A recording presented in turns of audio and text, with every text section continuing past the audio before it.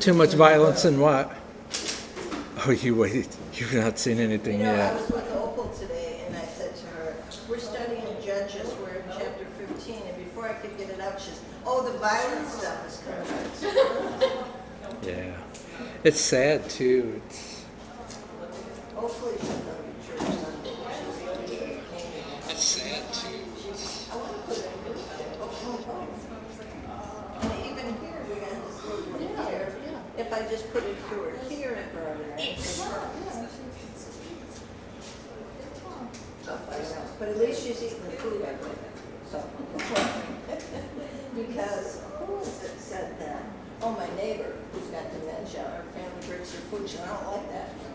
That's not what I make. I never had that. She don't even know who the kids are, but she won't eat it. You know.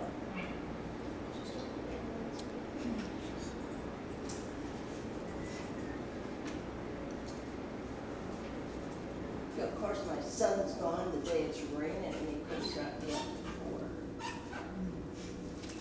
So, I'm getting sick of Jeopardy changing champions every 2 days. Do you know why she's gone and came back? Because they take them ahead of time, and there was a writer's strike. And she would. I love that mug. So I thought I'd wash it and keep it up in here. There's nothing for the writer's strike. They already had their stuff written ahead of time. So it wasn't Looks like like. it's kind of inlaid with little stones or something. Yeah, I love that. And we're getting rid of all of our plastic utensil stuff, and I thought Rachel might enjoy those. Salad. All the skeleton ones, yeah. Skeleton. They have Halloween stuff at Costco now. Really? What's that time of year? Perfect time for it. They have a Christmas. Just a couple months. Hey, here's our 10%. Woo! My mom won't be Hey, here. Mr. Glenn. No, they're on their way back from Tennessee. They're probably listening. Oh, so that was this weekend. Yeah. Or yesterday. Yeah. I like the sermon on Sunday. Did they say, did they have fun? I firmly believe in that.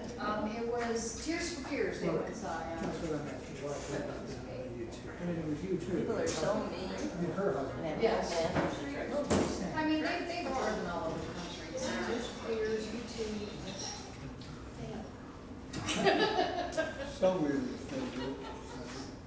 Saw me just And then fine. they went and visited. You did great. my aunt and all that on Tuesday. So And then weird. they stopped at the Ark Encounter on So their way down weird. there. Yeah, you do good. No They've been good. very busy 3 days. Oh, this thing on the computer on. He doesn't listen, he just keep cutting himself down. This sounded. He just cut himself down and cut himself Oh, down. Well, did you cut ever himself listen down. to yourself say a prayer?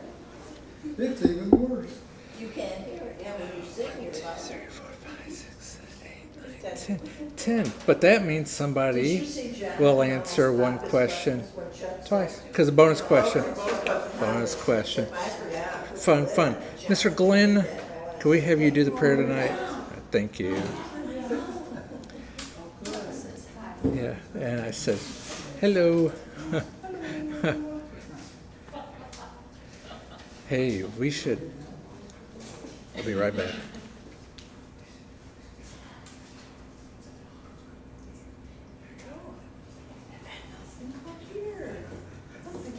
It's funny. Anyway, I just had an idea that I needed to share. All right.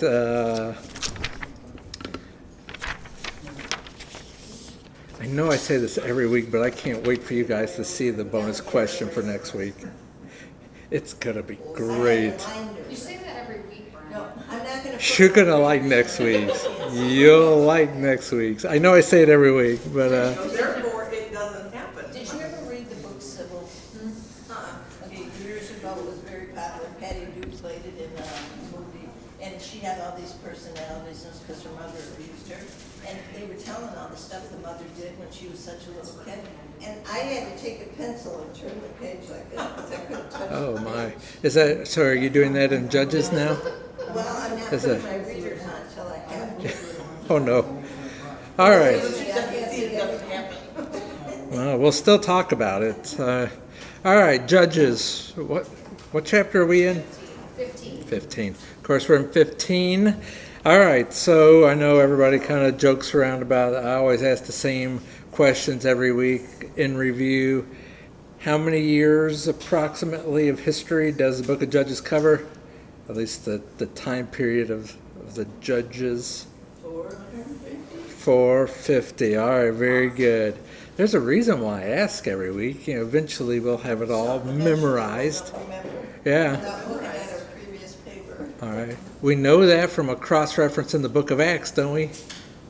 Acts 13. Anybody got the verse? Do at the beginning of Judges. All right, very good. Verse 20. Yeah, the rain's starting to come down pretty good right now. All right. So, last week we started talking about Samson. We've been talking about him. But I need to let you know, Samson's the last judge in the book of Judges. Okay, so we'll talk a little bit more in a couple of weeks about some other things going on in the book of Judges. But anyway, so he's the last judge. With that in mind, how many judges are there in the book of Judges? 13. Okay, everybody agree with that? You were going to say 12. So it all depends on how you... Abimelech, chapter 9. Yeah, so Abimelech, he was the one that's kind of questionable. So let's go through these judges. There was 5 judges in chapters 3 through 8. So 3 through 8 covers 5. We have Othniel, Ehud, Shamgar, Deborah, and Gideon. Then chapter 9, there was the 6th judge, maybe, again, depending on how that would be Gideon's son, Abimelech. Then chapter 2 talked about how many judges? Anybody remember? Chapter 2. Or chapter 10, sorry. 2. Tola and Jair. All right, so, okay, very good. So 2 judges in chapter 10. Then chapters 11 and 12 would be the next judge, who was Jephthah. And then there's 3 more judges, Ibzan, Elon, and Abdon. And then you have chapters 13 through 16, the last final judge be Samson. And so in chapters 13 through 16, these chapters cover his birth, his heroic feats, as well as his moral weaknesses. And he made a lot of bad choices along the way. All right, so with that said, we're going to be, again, as I mentioned, we're going to be in chapter 15. And let's read together verses 1 through 8, and then we'll go back and answer some questions. All right, so starting verse number 1, after a while, the Bible says, in the time of wheat harvest, it happened that Samson visited his wife with a young goat, and he said, let me go in to my wife into her room, but her father would not permit him to go in. Her father said, I really thought you thoroughly hated her, therefore I gave her to your companion. Is not her younger sister better than she? Please take her instead. And Samson said to them, this time I shall be blameless regarding the Philistines if I harm them. Then Samson went and caught 300 foxes, and he took torches, turned the foxes tail to tail, put a torch between each pair of tails. And when he had set the torches on fire, he let the foxes go into the standing grain of the Philistines and burned up both the shocks and the standing grain, as well as the vineyards and olive groves. Then the Philistines said, who has done this? And they answered, Samson, the son-in-law of the Timnite, because he has taken his wife and given her to his companion. So the Philistines came up and burned her and her father with fire. Samson said to them, since you would do a thing like this, I will surely take revenge on you, and after that I will cease. So he attacked them hip and thigh with a great slaughter. Then he went down and dwelt in the cleft of the rock of Edom. All right. What does that mean, you attack them hip and thigh? Well, we'll get there. We'll get there. Let's see. You guys spinning the wheel. Let's see who's... Granny. All right, question number 1. It always seems to be the easiest question. At what time did Samson visit his wife? Time of the wheat harvest? All right, the time of the wheat harvest. Verse number 1. All right, anybody get anything different? Just that he brought a young goat. All right, so We're gonna have a feast. it does say he brought a young goat. I think there's some translations. I didn't look at like the King James. I can imagine King James would do this. Maybe the old ASV says he brought a kid with them. You kind of have to know. You kind of want to know what they're talking about there. He didn't bring a small. Yeah, he didn't bring a toddler with him. He brought a My goat. mother-in-law had goats, well, I had a goat, and it had twins. And I helped deliver, and I went back to work the next day, and I said, oh, I helped deliver twins yesterday, and I'm going on. And I said, yeah, twin goats. Today we bring a pie or a cake. Back then they brought for kids. You tell everybody you twin kids. Anyway, all right. So yeah, he brought some food. Wheat harvest. I thought maybe somebody would say he came at 6 o'clock. That was what time Samson came. Dinner time.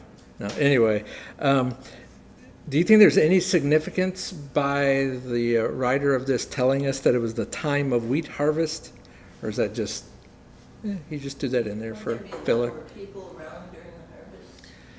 Well, maybe. I mean, there was a process. They would have certainly been out in the fields. But what that does indicate to us is that there was a change of seasons.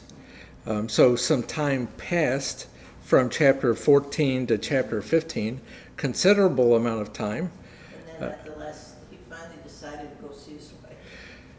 which would seem to tell us that's why his father-in-law So bad. misinterpreted Samson's intentions when he Well, it didn't. Went they home. called them a wife even though there was a time of engagement, even in the engagement.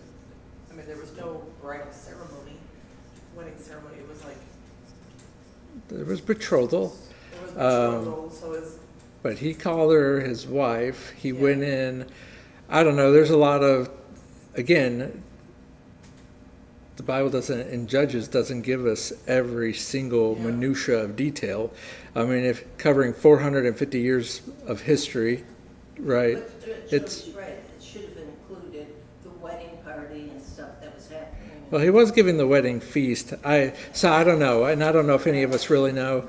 Some commentators did say when he went in, and she, by her still living at home, would have seemed like she hadn't been remarried yet, but was betrothal. But they did view it much differently than sometime today we'd say, well, engaged. But even then, there's not the legal ramifications of engagement, whereas it was different in their culture. So. Anyway, we do know that he left. There was some time period that passed. The harvest season, do you have any ideas about what time of year that might have been? probably fall. Well, I was gonna add. No, you'd be wrong. Yeah, what were you saying? You would ask what the significance was. Well, significance is the food is ready, they're harvesting to store it up for storage.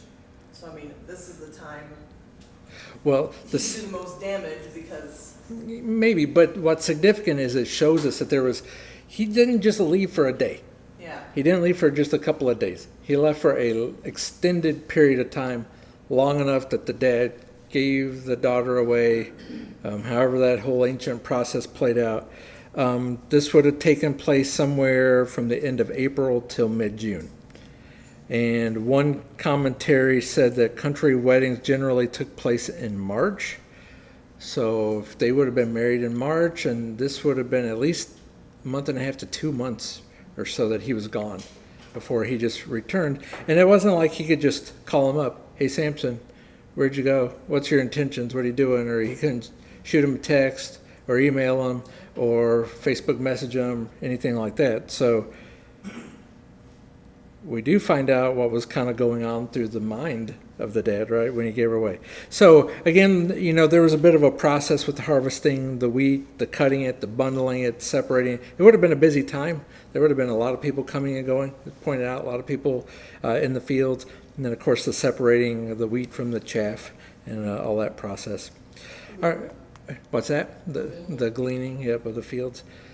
All right, young ladies, if you would mind, spin the wheel for us.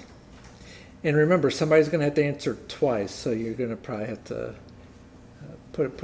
You could always leave a name on there, and if a person gets picked twice, then you can take them off, if that makes sense. All right, who does this one go to? Glenn. All right, Glenn, you get question number 2. What did Samson's father-in-law offer him instead? I remember sister. All right, verse 2. verse 2. All right, very good. Cracks me up how they just knew people all over the Well, Take her. again, that kind of shows they were just a possession, and there's conflicting like views on even on this as well. Some commentators felt like the father was thinking Samson. Well, he felt like Samson thoroughly hated, right, the daughter that he married, and he felt like there would be no reconciliation, so he offered her. Others said this was a lousy excuse, and it would have been an insult to Samson because this would have been an unlawful marriage based on Leviticus 18, verse Yeah, but he 18. didn't want to lose Samson because Samson was rich. But if he insulted Samson, I was thinking, the commentators said, well, this would be an insult to Samson. Samson wouldn't take her because of an unlawful marriage. But I thought, did Samson really care about any of that? I mean, he'd already, The first one would be unlawful in God's eyes. because, yeah, so. Philistines. I don't know. I thought this was kind of interesting, though. Kaufman pointed out that he said nobody could really help Samson get a wife. If you think about it, and that was the lesson that the father-in-law here learned. Nobody could help him.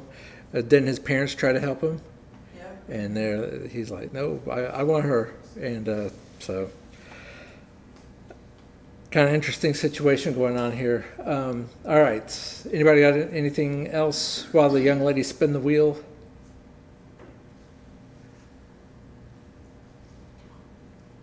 She's smiling. There's some giggling going on over there. I think I saw a head bob. I'm going to assume that goes to Rachel.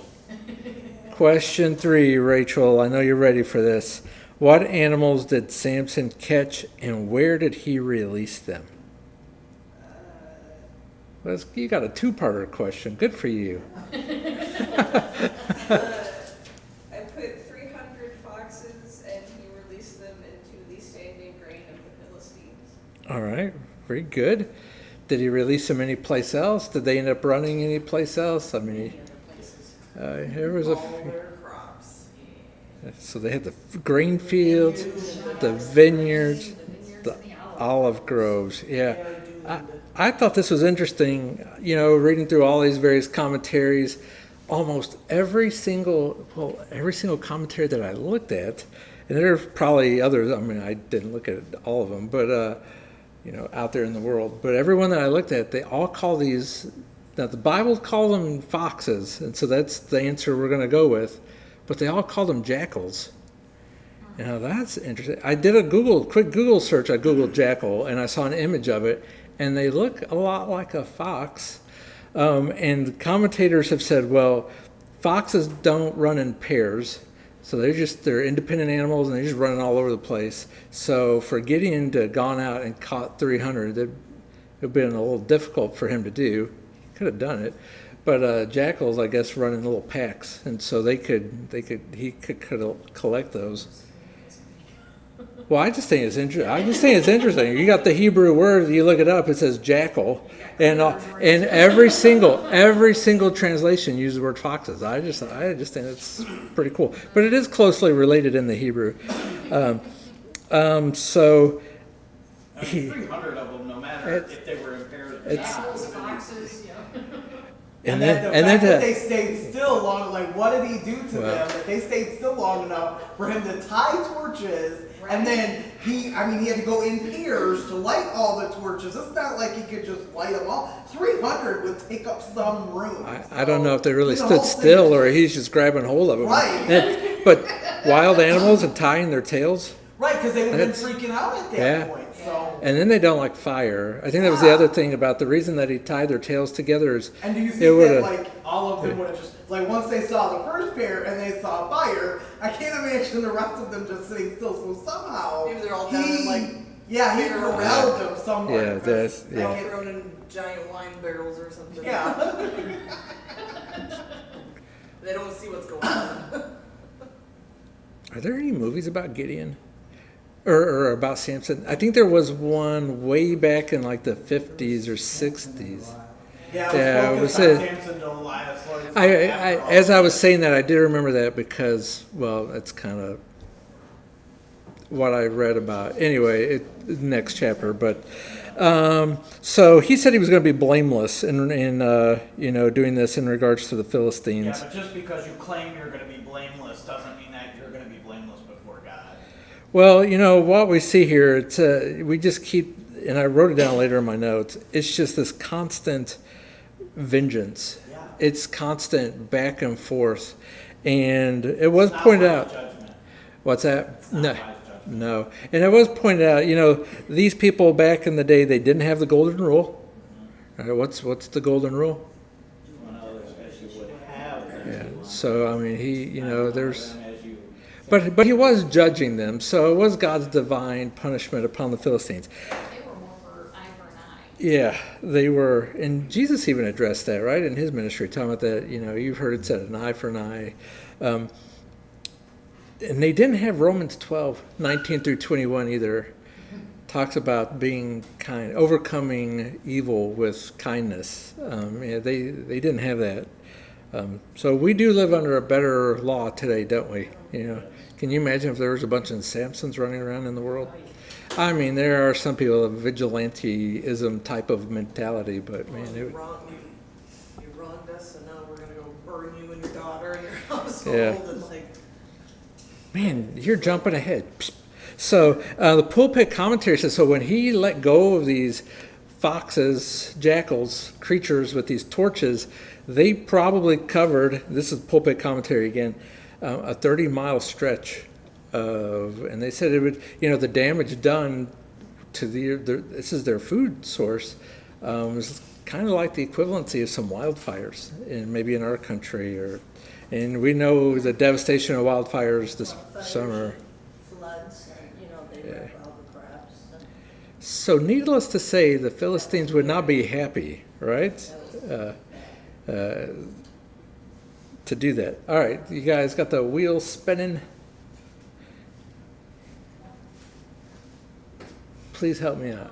Mom. All right, Mom gets, well, she already answered Yeah, it. so she already answered it. Question 4, but she can re-answer it loudly. What did the Philistines do to Samson's wife and father-in-law? burned her and her father with fire. And I also put in parentheses what she was threatened with before. All right, verse number... She's been longing to do this. Verse 6. Verse 6. All right. So, yeah, they threatened to do that to them before, and they eventually did. Do you remember the reference to that? Yeah, it's actually in my. See verse 6. So we already know the chapter. Right, 14. What's that, Addison? Verse 15. All right, yep, 14, 15.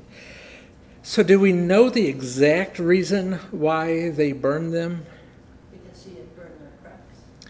Well, it doesn't specifically say that, but we can imply that they did. And it's certainly implied there. It just kind of says they were blaming the father and her for even having Samson around. Yeah. So they held them accountable for doing that. Let's see. It's kind of funny that they held them accountable and Samson held the Philistines accountable for the father-in-law giving away his wife. So, Yeah. I mean, It's if just- You just hold the people accountable who are directly responsible and have conversations or punishments for them, then you would have saved a whole lot of war and bloodiness and And it's just back and forth and back and forth and back and forth through this whole But time. Samson sent his wife away. So how can he blame somebody else? He did it. Vengeance. And, this. Send her away. Well, he didn't really send her away. He left. He Send the abandoned previous chapter, the her. father gave her away. Yeah, couldn't he take abandoned with her. him because she was a Philistine. Yeah. So she wasn't allowed to. And he didn't return. He didn't return for her, so it just was assumed And then, that and he. then what it has, because it confused me So- before in 14, it said she was given away, but that was the father that gave Yeah, her. the father gave her away. So there again is some good lessons on don't assume, right? You got to be Yeah, careful they about could making all, assumptions. Like send somebody with a note or something. Yeah. Or he could have saved them all a whole lot of aggravation and not taken away from the Philistines Right. in the first place. But hey, again, that unwise judgment, and now we're seeing all the consequences play out. So we're going to share next week some lessons that we can take away from Samson. As difficult it might seem, we'll spend some time talking about that when we get to the end of, because 16 ends not pretty. Anyway, so verse number 8. You had a question, Laura, about verse number 8. Little warning there. What did verse number 8 say? So he attacked them. What's that? He attacked them hip and thigh with a great slaughter. All right, so what in the world does that mean? This would be an idiom. You know, it's funny, I looked up, so how do you define an idiom? Because I wanted to share that, and autocorrect changed it to idiot. And so then it told me how it was trying to define for me an idiot. I was like, no, idiom. So what is an idiom? Anybody know? Can anybody tell me what an idiom is? The same. Like when you use an illustration to say what you mean. All right, well, it would be an illustration. Jody, what did you say? Isn't it like a saying? Well, it certainly is a saying. So it would be a saying that's something different from the literal meaning. Okay, so let me give you an example. It is raining. Cats Cats and and dogs. dogs. All right, cats and dogs. So I was kind of hoping Marlene was going to be here because I was going to ask her, if somebody says that to you, Marlene, being from the Middle East, do you know what it means to rain cats and dogs?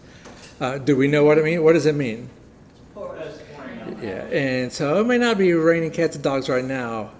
It looks like it's raining pretty good, but it sounds like, anyway, it's a, I don't know what that means, but I know what hip and thigh means. maybe. So if you looked at other translations, you have like the New Living Translation translates it as a great fury. He fought him with a great fury. You have the Berean Study Bible, or the New American Standard translates it as ruthlessly with a great slaughter.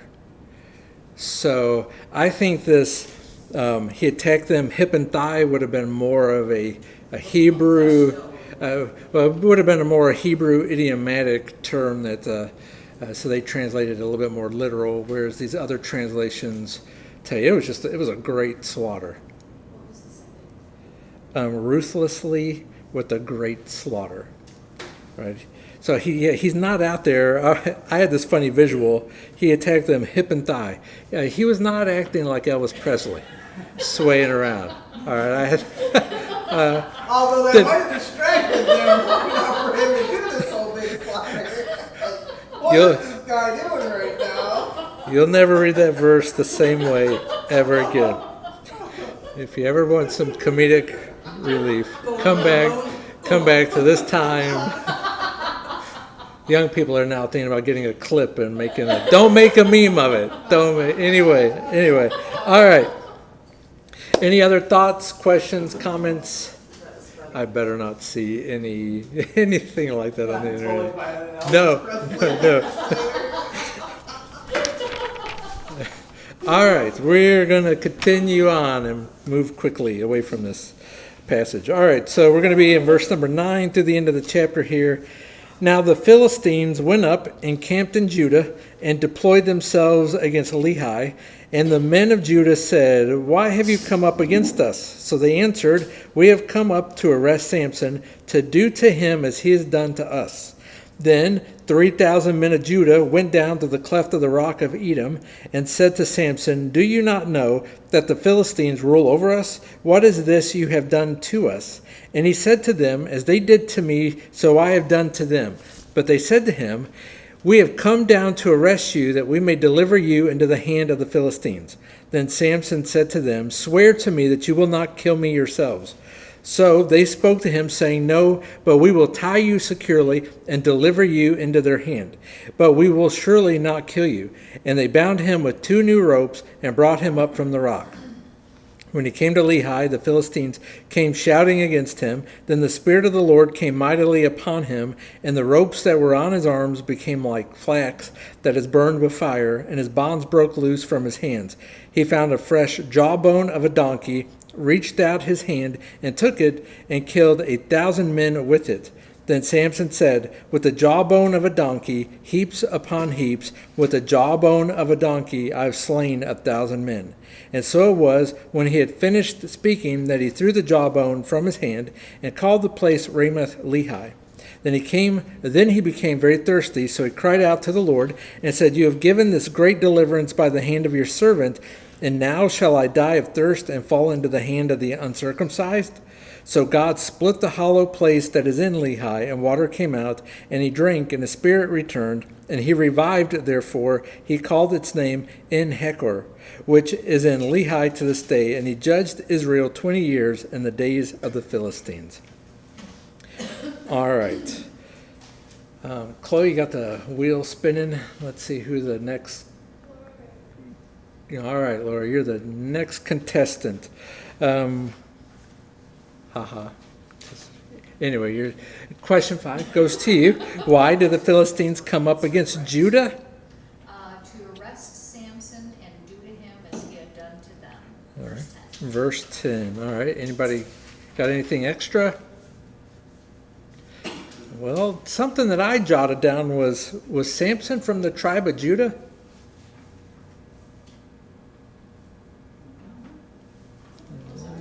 No, he wasn't.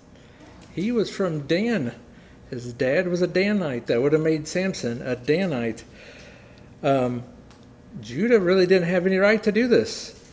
It's kind of interesting that they would come over and arrest him. So question number 6 goes to... All right, Laura Hopcroft. 3,000 men of Judah, verse 11. All right, so the question was who arrested Samson and how many went to arrest him? And you said 3,000 men of Judah, verse 11. Verse 11. I jotted down verse number 12 as well, so just kind of that little section there. They asked the question, do you not know that the Philistines rule over us? Was that an accurate statement? Did the Philistines really rule over them? No. So some said, well, maybe this is a little bit of a exaggeration on their part. Others have said that it seems to be that the people of Judah were living in, and I put it in quotes, contented servitude. They were almost like okay with being indentured servants or some types of slaves to the Philistine people. Question number 7 goes to who, Chloe? Vera. All right. So question 7. What happened in Lehi as the Philistines came shouting against Samson? The Spirit of the Lord came on Samson, and the ropes were loose, and then he killed 1,000 men with the jawbone of a donkey. All right. Very good. Verses. 14 through 15. All right. All I can think of is my dad. He used to say my mom would complain if you hung her with a new rope. He used to say that all the time. And they got a new rope direct. The new ropes, and he broke them. I don't, the visualization here, like if you remember Hulk, right? The Green Hulk, just ripping that stuff. That's kind of the visual here, right? But the Spirit of the Lord came mightily upon him. So it was God giving him the strength to do this. Also, we mentioned the jawbone of a donkey, but it does say fresh. Would there be any reason for that? There's a couple things that I thought of. He's not supposed to be touching, dead things, unclean things. But it also is going to take a whole lot of strength to, once it's decaying, you can easily, things fall apart. But the fresh donkey, That's gotta take some strength to get the bone off. The Well- bones would be stronger, so. I was just going to say, the bones would be stronger, and that's why you're not supposed to give your dog cooked pork chop bones, because they'll splinter easier having cooked. But if they're raw, then it's a little bit different. So this bone would be strong, and he killed 1,000 Philistines with it. So we have 1,000 Philistines he killed. How many men came down to arrest him from Judah? 3,000. So apparently, at this point, everybody knew Samson was a strong man, and they're just going to send everybody at him that they could. Is there any significance to saying new rope? Well, it would be stronger rope. Stronger. Yeah, it wouldn't. It would be rope that wasn't broken down, Or whether it be, weathered or nothing by the elements. So it's further illustrating that Samson is doing these things by the strength that God is giving him. Right, Yep, and yep. that they know that he's strong. They knew he was strong. They didn't know why he was strong. We'll see more of that next week. Samson didn't even know really why he was strong, but No, because he would have probably been doing what God wanted him to do if he knew. Although he Maybe- should have done that. maybe, but he still had moral weakness. Even yeah, King David his pride was a got man in the out way of a lot. a man of God, and he still had some flaws. You already gave away question 8. All right. Well, question 8. What did Samson do? Well, what did he do after he finished speaking? Well, After his little ditty, yeah, after his little, yeah.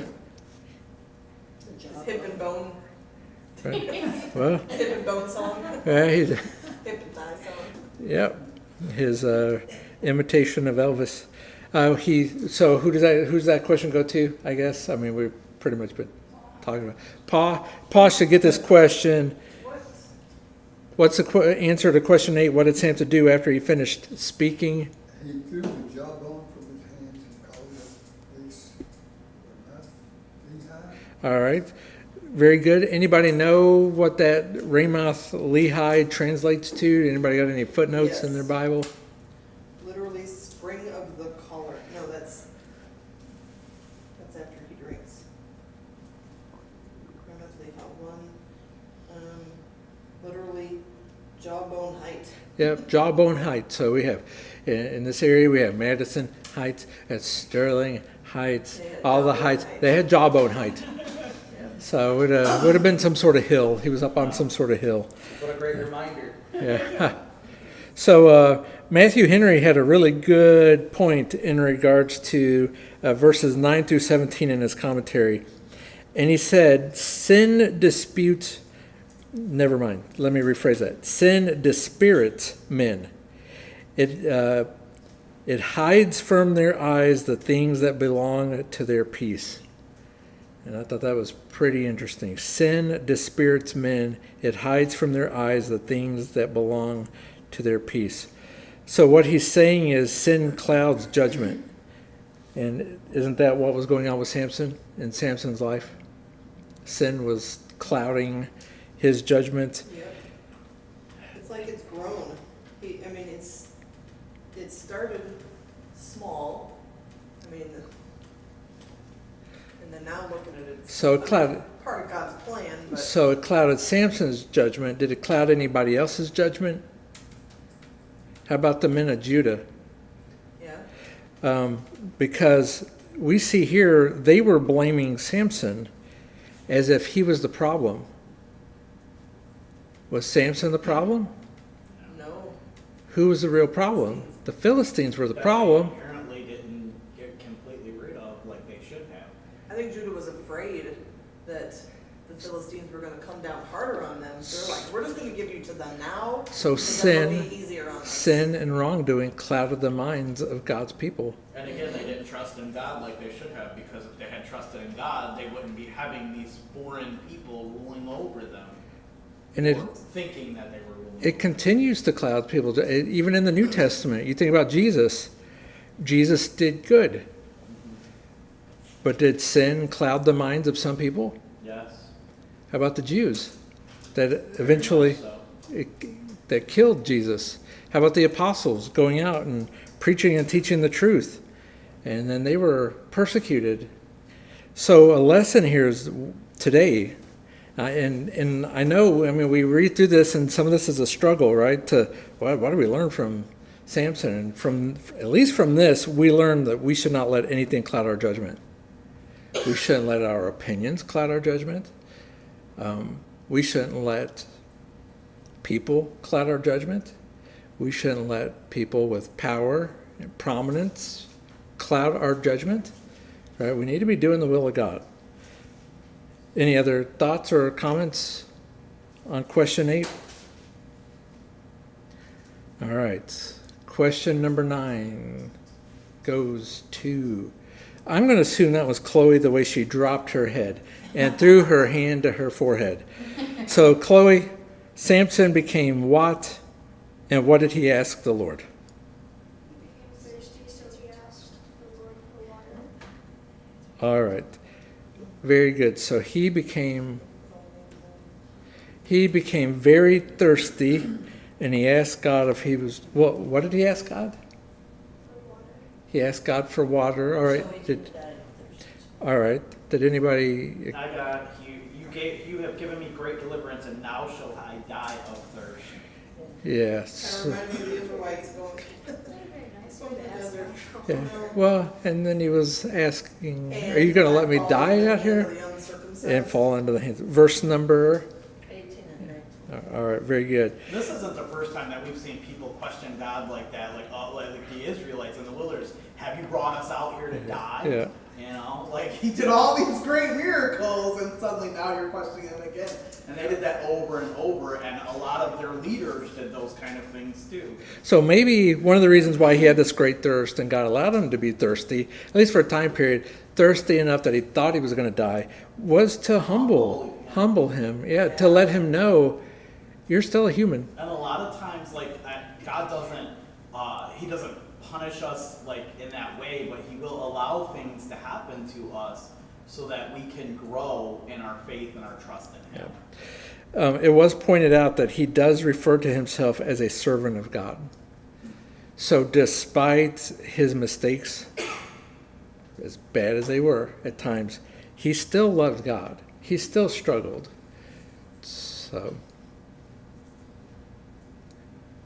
I don't know if he made I don't know if this has anything to do with our discussion, but it should be remembered in chapter 14, in verse 4, it says, "And his father and mother did not know that it was of the Lord, that he Yep. was seeking occasion to move against the Philistines, for at this time the Philistines were doing over angels." So all this stuff that, if you take this verse, all this stuff that Samson was doing was kind of a little bit of God's plan. So that was one of the lessons I was going to bring up next week, is that through, even though, well, I mean, it's one of the lessons that we do see, and They're kind of throwing it's, Samson under the bus here. well, And probably he deserves it. Yeah. But it was seemed to be a plan that the Lord had in mind. well, God used the sinful things that was happening for the divine judgment upon the And we see Philistine over and people. over how God uses men who are Yeah. they're His people, but they may not necessarily be doing everything that they should. So I mean, Well, God used wicked people Yes. for his So even though plan, for his, yeah. he's serving God's purpose. I mean, you have the Babylonians, the Assyrians, horrible, wicked people. Yeah, But Glenn. again, I'm probably thinking of the Samson and Delilah movie with Dick Mature. He was basically a good guy in the whole movie. He did all this stuff, basically. He was, well, that was something, Yeah, I don't know if I have it in my I think notes. That's what I think of. I'm not, He did heroic acts, yeah, but he associated with women that he should not have. Next week, he goes to a place he should not Going along with have. what He, Glenn's saying, though, I know growing up in the church, when you talk about Samson, you don't get all of No. what you're learning here. Yeah. Like, you get the rosy Samson was a Yeah. man of God, and Samson did all these great things, and then these Philistines were going against what God wanted, and you don't get, like, that Samson, he was just like all of us. All of us have areas where we struggle, and we can still use for God. And I think that's the most important thing that we can learn from Samson is that he had these areas where he struggled, but God could still use him. So there's a lot of interesting parallels. I can't say too much because of next week, but most of us know the narrative anyway. But anyway, and I think it's interesting, some of the things I've been reading is like, you know, they're going against the Philistines, right? And these other heathen nations for idolatry. And, you know, Israel suffered because of them falling into idolatry. But it was pointed out in several different articles, Samson idolized something. He idolized women. And he had a problem with that. And I don't know, there's a lot of ironies to talk about Samson's life. Solomon, he loved the ladies. He was a complex man. He was. And then, but then to make it even more complex is the fact that his name is recorded in the Hall of Faith in Hebrews chapter 11. So, but it has been pointed out before, just because a person's name is mentioned doesn't mean that it doesn't mean they're perfect, and it doesn't mean that their actions were condoned. Rahab, for example. So, all right. It is interesting, and you know, I didn't see the movie Glenn, so I don't know if Hollywood dies and just focused on his heroic acts, and yeah. But you think about it, I mean, he did. Hollywood can make some amazing, like today with the CGI effects and all that. You know, these wars and these things that he did, it would be pretty amazing. All right, Chloe, you want to spin the wheel? Don't even have to, there's only one left. Well, who was the last? Addison? Addison's last. Addison, how did God answer Samson? God split open the place and gave him water. Verse 19. All right, split open the hollow place. He answered his request. All right,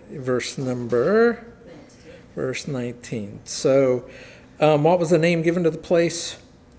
And Hector, which means the spring of Hippocaul. All right, or the spring of the collar. So he called out. How long did Samson judge? I knew you were gonna ask that. Spring of the collar. Spring of the collar. Days of the Yeah. Philistines. 20 years. So that's the way this chapter ends. It doesn't seem like the Philistines really mess with Samson anymore until the end of his life, until the next chapter. They're plotting. Yeah. Trying to figure out how to bring him down. All right. Did you guys add any of the names back, or should we just call? All right. Did you spin the wheel? Do we know who the last person's going to be to get the bonus question? Laura Raymond. Laura Raymond. You get the bonus question. How many hands are in this chapter? 7 total. All right. Very good. Did anybody get anything different? Because that's the number I came up. But I'm usually wrong. Well, I'm surprised I got 7 too. So, all right. Yeah, there was, let's see, 2, 3, 4, 5, 6 hand and 1 hands. That's very good. I didn't even write all that down. You said you got 7 too? I got 7 also. 7 I wrote 7 down also. verses. Yeah, I wrote down the verses too. I got verse 12, 13, 14, 15, 17, and 2 and 18. It's, yeah. Isn't it? I went through those a little bit quick, but all right. I'll just wait till next week's bonus question.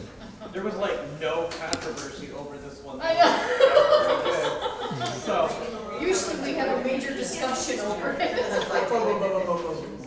Wait till next week's. I can't wait. All right. Is there any other thoughts, comments, questions? All right. Oh, that's all right. Well, we'll let Glenn close us out with prayer. Our great and kind Heavenly Father, we thank you for this evening. And we thank you for the opportunity to come to this class and learn things and learn about you.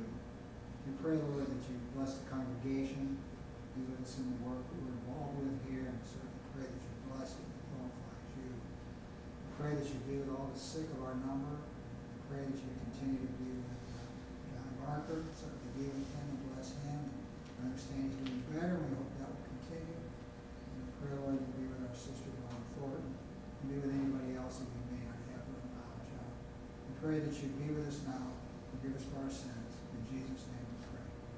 Amen. Amen. All right. Thank you, guys. Bye.